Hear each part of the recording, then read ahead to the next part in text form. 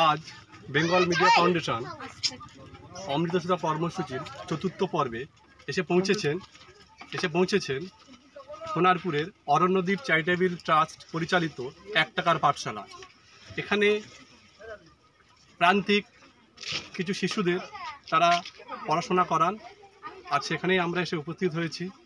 উদ্দেশ্য একটাই, সেই কবি শক্তি চট্টোপাধ্যায়ের একটি লাইন মনে পড়ল, মানুষ বড় কাঁদছে, তুমি মানুষ হয়ে পাশে দাঁড়াও। সেই বাক্যটাকেই পাথেয় করে বেঙ্গল মিডিয়া ফাউন্ডেশন আজকের এই কর্মসূচি নিয়েছে। আমার এখানে উপস্থিত আছেন অরণ্যদ্বীপ চ্যারিটেবল ট্রাস্টের যারা কর্ণধর তারা আছেন, তাদেরকে কিছু প্রশ্ন আমি জিজ্ঞাসা করব। আজকের আমাদের এই বেঙ্গল মিডিয়া ফাউন্ডেশন কর্মসূচির সম্পর্কে আপনার কী বক্তব্য? ভীষণ ভালো লাগলো, আপনারা এসছেন এইরকম একটা জায়গায়, আমাদের পাশে দাঁড়িয়েছেন, এর জন্য আপনাদেরকে অনেক ধন্যবাদ। আপনি কিছু বলবেন আমাদের আজকে কর্মসূচি সম্পর্কে?